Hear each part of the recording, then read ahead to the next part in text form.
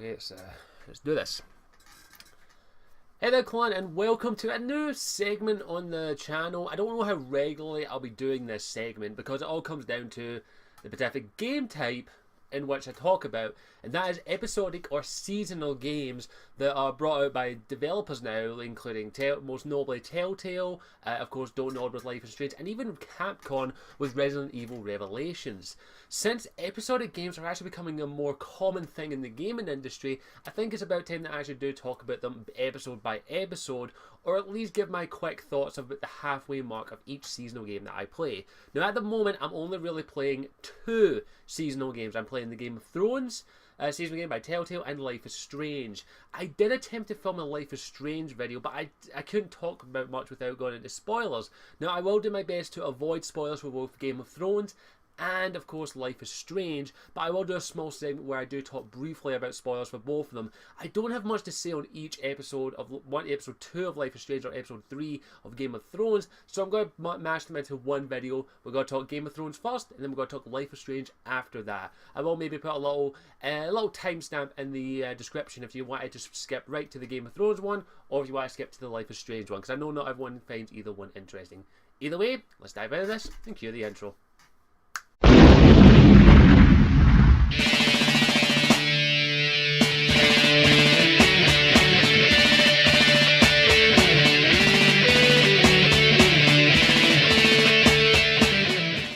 Okay, so let's talk Game of Thrones first, because that's probably the most popular one out there, of course, with the new season of Game of Thrones starting back in April, which I am excited for. Game of Thrones is one of my favourite TV shows, not just the titties and asses and dicks that are on show every day. It's a lot more than that. But I do want to talk about the season of Game of Thrones. I haven't done a video on it because I wanted to wait until it was finished, but new thoughts, new style. So I'm going to give my quick thoughts on the midway point of Game of Thrones, the Telltale series, basically. That's episode 1, 2, and 3. There are 2 episodes left of it.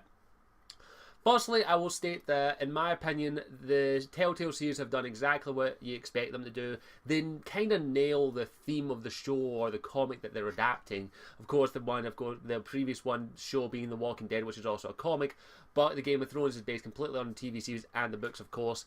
And they actually nail the feel of Game of Thrones. It definitely feels more of a political game than anything, because that is what the Game of Thrones is all about. It's about politics and how you play the Game of Thrones. Good people do not last long in the Game of Thrones. Ned Stark's a great example.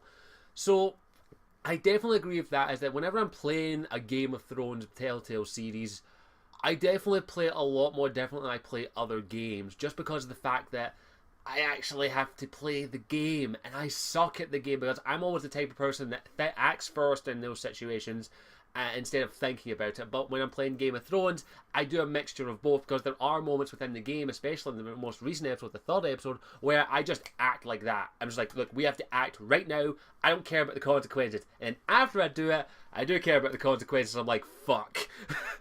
So yeah, it's one of the few Telltale games that's made me want to go back and go, I kind of want to go back and change my decisions, which I rarely ever do in any Telltale game.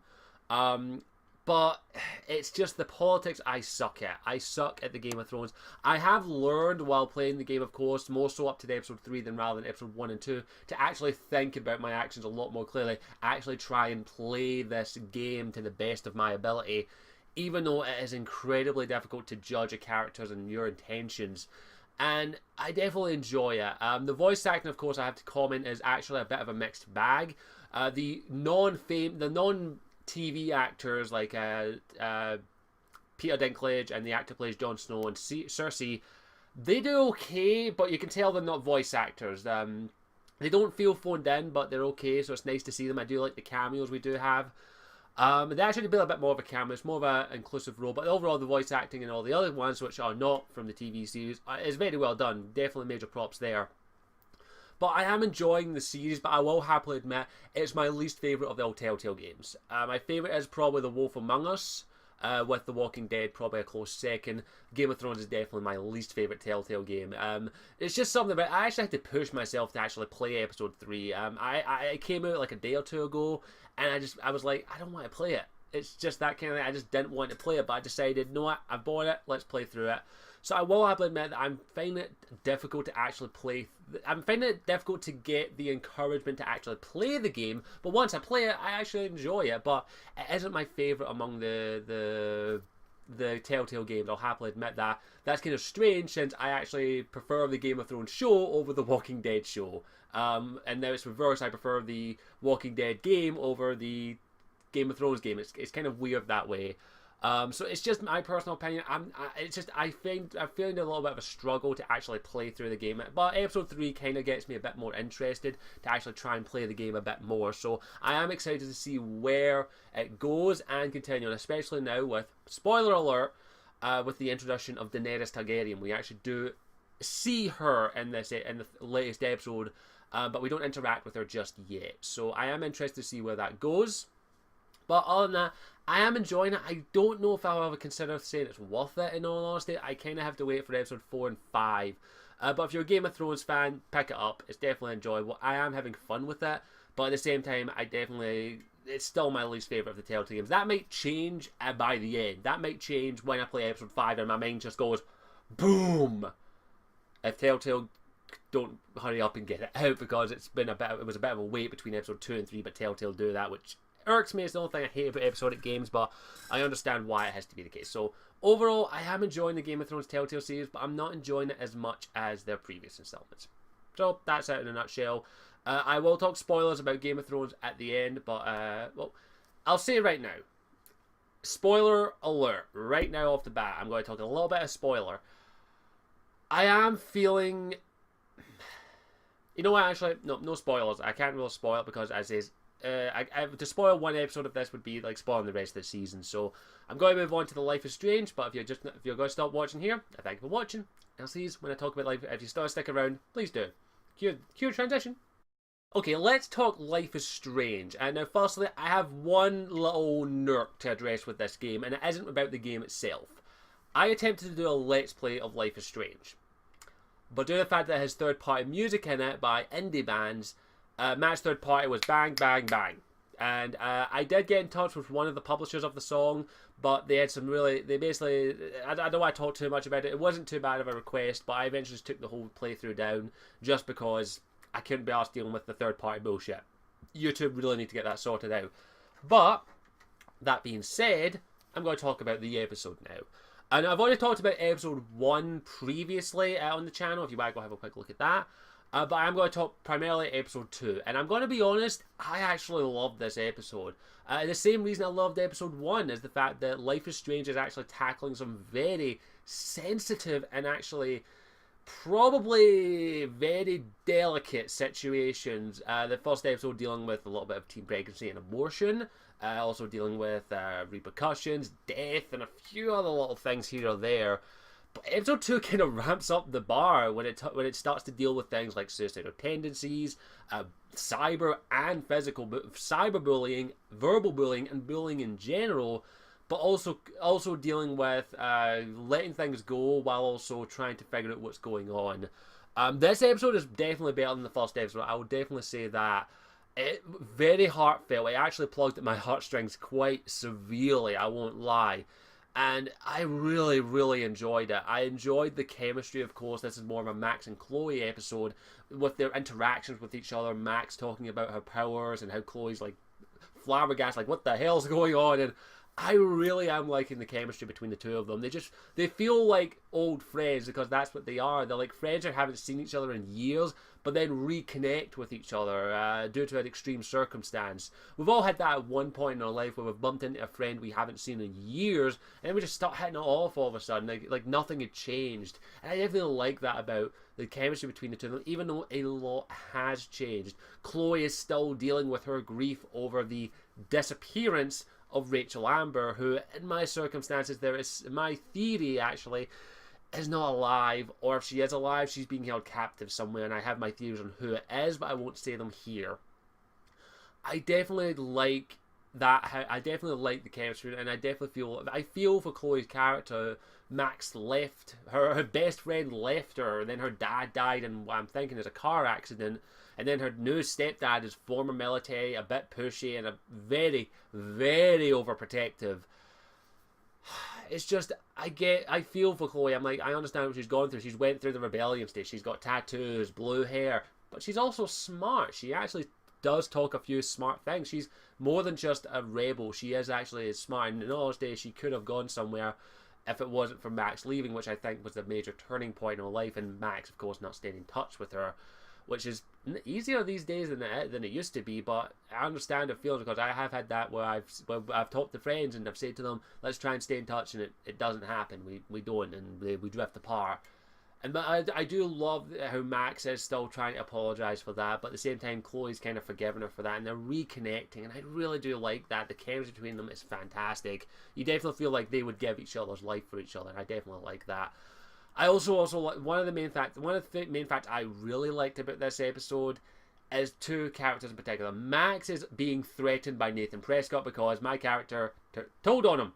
And Nathan Prescott's that rich bastard who thinks he can get away with anything, because we have evidence, well, more so two people claiming, that he is a date rapist. He drugs people and records them naked and possibly does nasty things to them. I did say this game didn't pull any punches when it talks about certain topics. And it doesn't here, because the other character I really felt for was Kate. Now, of course, I am going to talk about spoilers, so I will give you a heavy warning right now. Major spoilers ahead for this, so if you haven't picked up Life is Strange yet, I would recommend it, even if you just pick up the first episode, which is only £5. I do actually like what Don't Know It did. They allow you to buy one episode if you want. You can buy episode 1, and if you liked episode 1, you can buy the rest of the season. I do like that, so I would recommend checking out at least episode 1, but spoilers ahead, I'm going to have to talk spoilers here. Kate as a character is something I can kind of relate to. Now, she is a religious person. She has a cross. She's very devout. She's a very devout Christian, but her circumstance is very sad. Is that she wanted to try and maybe be a bit popular, so she went to a Vortex Club party, and after then someone, I'm presuming Nathan, drugged her. And a viral video got out of her making out with various different people, getting felt up and doing stuff that I don't know what she was, what she might have done. Apparently the way, and the video got out, and also she woke up in a bed with Nathan Prescott talking to her, possibly after he said he'd take her to the hospital. So there's a lot of implications there. But the thing is, though, Kate goes through a lot worse. Because the people there, everyone's seen the viral video, and that's something that happens these days, that people do with the way things are nowadays, is everything's caught on camera, so you can't really do stupid stuff anymore. It will be caught on camera 90% of the time, or stuff that you would regret. And this wasn't really a problem when I was younger. I says I'm only 22, 23 in April, and we didn't have this stuff we had some of it in the 90s, but not that much. But in more recent years, as I say, secondary school, of course, we definitely had people record viral hits and all that. But you definitely feel for Kate, and the fact that she is such a devout Christian, the fact that her parents may have seen the video, her brothers, her sisters. It just hurts so much to see her go through this, and Max being that friend for her, actually talking to her. And even right off the bat, when you're talking to her, she sounds suicidal. Like, you can tell that something's eating up at her, and if you don't talk to her, you're worried that she'll actually do something. And it's just something that I kind of it felt for me, and I was like, I don't care, Kate, you're not fucking killing yourself. I will do whatever I can to stop you from doing that. And throughout the episode, anytime Kate came up, I said she phoned you at one point. You can choose to ignore her, but I was like, nope, answering. I don't care, Chloe, fuck you, I'm answering this. And what you tell Kate to do, I told her to go right to the police, because that kind of needs to be done. But at the same time, everything she goes through, you could tell that something's hurting inside her. And at the end of the game, she does actually take her own life right in front of Max's eyes. She jumps off of the girl's dorm, and Max instantly rewinds time and then discovers she has a new ability to basically freeze time temporarily to get up to where Kate is, so she can try and talk her down. But at that point, she actually can't rewind time, because blood coming from her nose, which actually is also another thing they touch on in this episode, that if she overexerts her powers, it's actually damaging something in here, I'm thinking, because her nosebleeds happen. But you talk to Kate, and you have to be very delicate with her, because she's suicidal, she's not right in the head. And coming from someone who has had suicidal thoughts in the past, it's something I related to. I was like, oh shit, no darling, you ain't taking your life, no. And I'm going to be honest, if she had taken her life, because it can turn out one of two ways, she can take her life, or you can talk her down. It can turn out one of two ways. And I'll be honest, if she had taken her life, I was rewinding time. I wouldn't care if it killed Max. I would go back a checkpoint and make sure she didn't, because I felt for her. She was in pain. Like, something she'd been taught her entire life about God and Christianity. Her beliefs were questioned. A viral video showing her that something that she's not. And it just made me hurt so much. And I believed her that she was drugged, and I talked her down. I got so freaking lucky. And it made me hurt in my heart so much. And I just loved that. I just loved the fact that I was able to talk her down and actually say, I'm your friend. I'm going to be there for you. I believe you. And it made me care for her that much. And that's what I've got to say Life is Strange does very well, is it does make you care about the characters. The voice acting has improved, which I'm very grateful for, because that could have been handled so poorly. That kind of circumstances where you actually I'm talking about suicide or dealing with it, is something that has to be touched with very delicate hands, or has to be touched correctly. It has been touched incorrectly in previous games, movies. And I'm very glad that Life is Strange actually touches it very well, as I say. So I definitely like Life is Strange Episode 2 a bit more than Episode 1. And I'm definitely hooked to find out what the hell is going on in this town. And I am interested to see where the story goes. But yeah, I am enjoying where the story's going. I'm very interested to see where it goes. I will actually talk briefly about another element, a little theory of mine, is that Chloe, and I've said this in my first episode, that Chloe and Rebecca Amber were not just friends, or at least Chloe wanted to be more than friends. Just the way she talks about her and the way she mentions things, it definitely sounds like that there's more to her than just friendship. At least in my eyes, that's just the way it is, and I will be honest, I ship Max and Chloe, but that's beside the point. Other than that, I definitely enjoyed Life is Strange Episode 2 a lot more than I enjoyed Episode 1, and I'm going to be honest, I actually enjoyed it more than I did Game of Thrones. But that's just, of course, with someone who had previous suicidal thoughts in the past. And I definitely connected with this game a little bit more than that. So I definitely give major props to Don't Nod, and they did a fantastic job with this, and I'm very interested to see where it goes. I hope to the maker that they don't fuck it up, because this could turn out so fucking bad if they don't handle it correctly. Well, no, I think that's all I've got to say. I thank you for watching. I hope you enjoyed this little episodic recap in some way, shape or form. If there are any episodic games out there that you think I would like, please don't hesitate to suggest them.